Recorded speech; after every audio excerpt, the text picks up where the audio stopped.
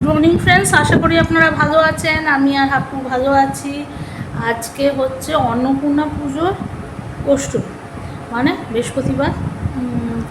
তা অ্যাকচুয়ালি আমাদের বাড়িতে, মানে আমার বাপের বাড়ির কথা বলছি, আমাদের বাড়িতে অন্নপূর্ণা পুজোর দিন নিরামিষ খেতে।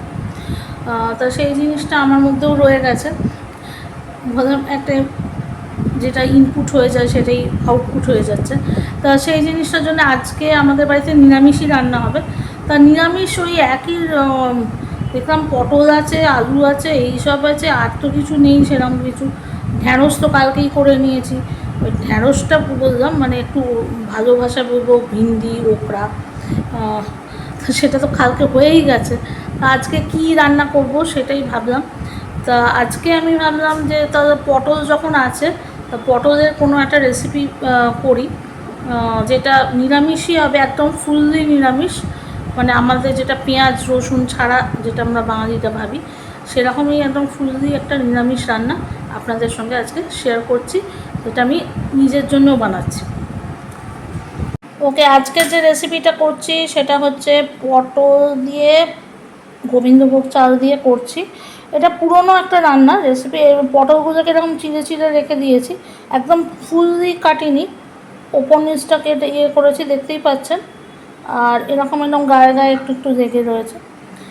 এখানে আমি গোবিন্দভোগ চাল, আমি এখানে প্রথম মোটামুটি 8টা থেকে 9টা পটল নিয়েছি। এখানে গোবিন্দভোগ চাল নিয়েছি আমি 150 গ্রাম মতো, 100 থেকে 150 গ্রাম মতো চাল রয়েছে, ভিজিয়ে রেখেছি। আমি আমাদের বাড়িতে একটু ভিজিয়ে রাখা অভ্যেসই আছে যেটা।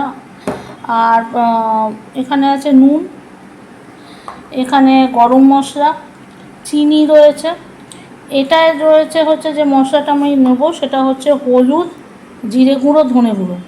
হলুদ, জিরে গুঁড়ো, ধনে গুঁড়ো রয়েছে। এখানে রয়েছে হচ্ছে আদা বেটে বাটা আছে, জিরে, গোটা জিরে, তেজপাতা, গরম মশলা, শুকনো লঙ্কা। আমি যেহেতু কোনো বাটা কিছু দিচ্ছি না, তাই জন্য দুটো জাস্ট দেবো, কী বলে, কাঁচা লঙ্কা দেবো। ঘি অবশ্যই লাগবে। এটা হচ্ছে কাজু পেস্টটা আমি করে রেখেছি।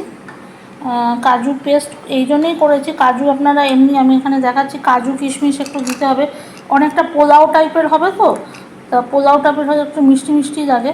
আপনারা এমনি কাজুও দিতে পারেন, কিন্তু আমার ছেলে যেহেতু কাজু এমনি খেতে চায় না, তাই জন্য আমি কাজুটাকে পেস্ট করে রেখেছি। আর তার সঙ্গে একটুখানি আমি ক্রিমও মিশিয়ে রেখেছি।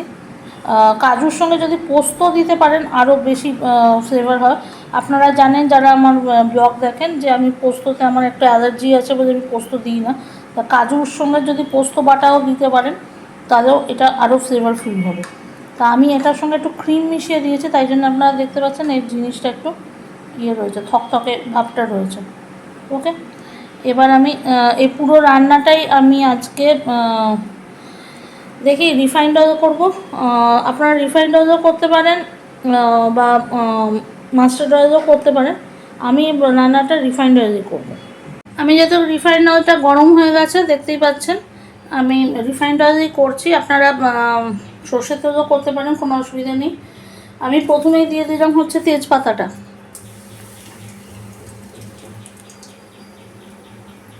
আশা করি আপনারা দেখতে পাচ্ছেন, তেজপাতাটা দিয়ে দিয়েছি। তারপরে আমি দিয়ে দিচ্ছি হচ্ছে গরম মশলাগুলো।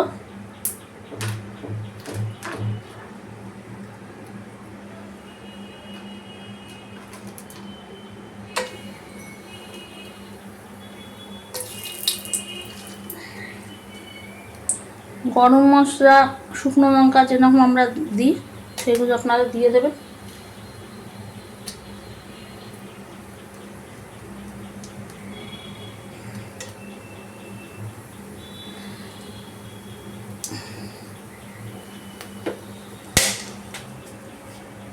এটা একদম সাবেকি রান্না।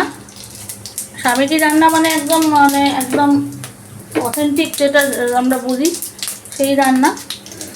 এটার মধ্যে কোনো এদিক ওদিক কিছু আমি কিছু করেই নিই সেরকম কিছু।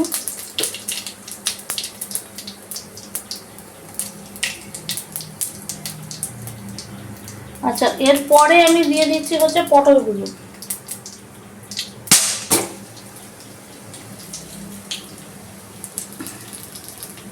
পটলগুলো দিয়ে দিলাম। এবারে আমি একটু অপেক্ষা করব। আচ্ছা, আমি এখন পটলগুলোকে একটু ভেজে নিচ্ছি, খুব ভাজার দরকার নেই। অনেকে আগে থেকেই ভেজে রেখে দেন, আমি সেরকম করছি না, আমি একদম এর সঙ্গেই করছি,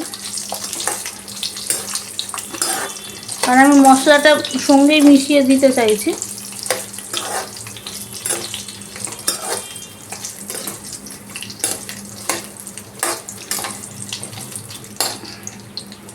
পরে আমি একটু নুন দিয়ে দিচ্ছি এর মধ্যে, নুনটা স্বাদ মতো দেবেন। আমি এখানে তো নুন আগে থেকে কিছু দিইনি, তা আপনাদের কতটা ইয়ে লাগে। আমি একটু নুন কম খাই, আমার হাই প্রেশার বলে আমি একটু নুন কম খাই, তা আপনারা আপনাদের স্বাদ মতো নেবেন কতটা নুন লাগবে।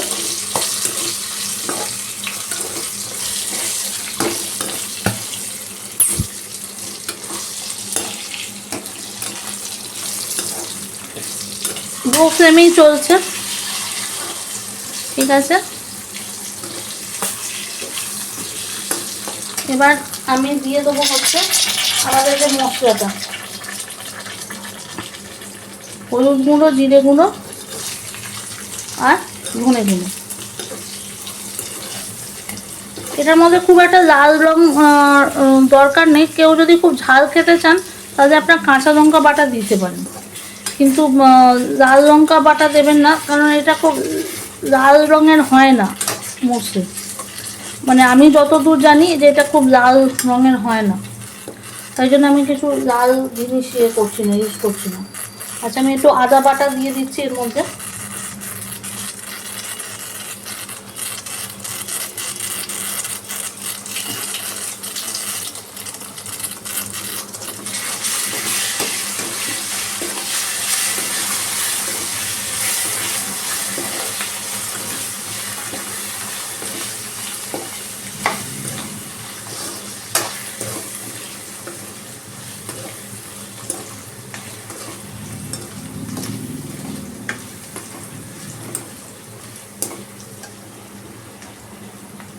দেখতেই পাচ্ছেন, এবারে আমি চিনিটা দিয়ে দিচ্ছি। চিনি একটু, যেহেতু এটা নিরামিষ রান্না একটু চিনি না পড়লে, আর পোলাও টাইপের যে জিনিসটা যেহেতু হচ্ছে, বাঙালিদের পোলাও টাইপের জিনিস একটু মিষ্টি মিষ্টি হয়। এটা অলমোস্ট, আমি বলছি না যে এটা pulao, but almost like that যদি হিসেবে দেখেন, তাই জন্য একটু মিষ্টিটা হলে ভালো লাগে। আর গোবিন্দভোগ চালের সঙ্গে মিষ্টি, ঘি, দিলে গরম মশলা, এটার একটা আলাদা ফ্লেভার আছে, তো সেই জিনিসটার জন্য আমি এটা মেনটেন করছি। তা আমি একটু মিষ্টি দিলাম।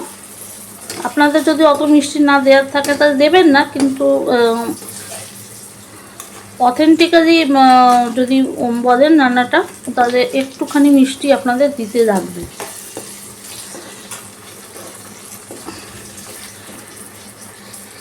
আচ্ছা, এবারে আমি চালটা দিয়ে দিচ্ছি, গোবিন্দভোগ চালটা যেটা ভেজানো ছিল অলরেডি, সেটাকে আমি একটু এটার সঙ্গে নাড়িয়ে নেবো, মানে ভাজা ভাজা টাইপের করে নেবো। ভাজা মানে একদম ভাজা ভাজা, মানে ওটাকে শুকিয়ে দেবো না, একটুখানি এটা করবো যাতে জিনিসটা খেতে ভালো লাগে।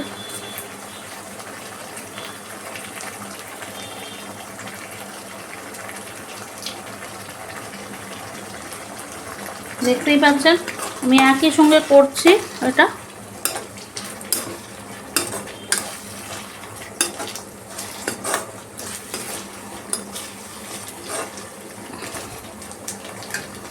এবার আমি এটার মধ্যে জলটা দিয়ে দিচ্ছি।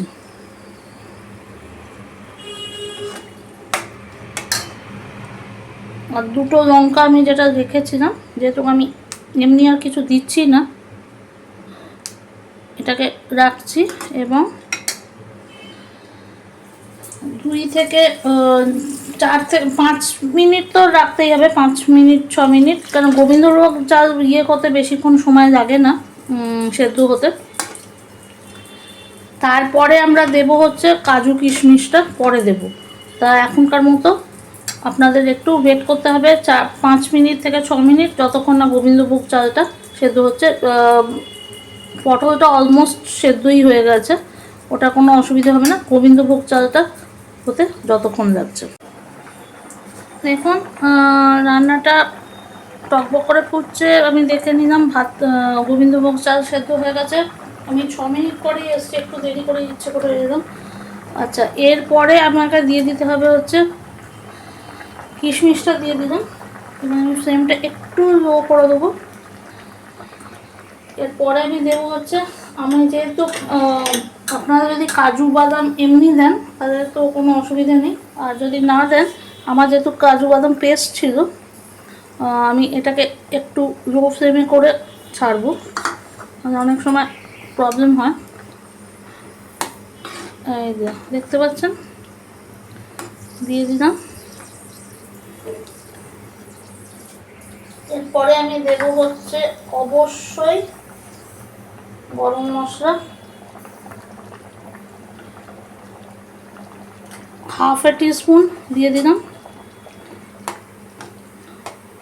আর নামানোর আগে আমি ঘি দিয়ে দেবো। এবার প্লেটিং করে আপনাদের নিশ্চয়ই দেখাচ্ছি। ওকে, আজকের রেসিপিটা আমাদের রেডি, চাল দিয়ে পটল দিয়ে। এই রেসিপিটা অ্যাকচুয়ালি আমার বাবা করতো বাড়িতে, আমি ঠিক নামটা জানি না, আমি খেয়ে দেখলাম এখনও সেরকম ভালোই হয়েছে, টেস্টি হয়েছে। বাবার মতো হয়তো হয়নি, যাই হোক, বাবা অনেক আমার থেকে ভালো রান্না করতেন, তো বাবার মতো হয়তো হয়নি, বাট টেস্টি হয়েছে। অবশ্যই একবার বানিয়ে দেখবেন বাড়িতে।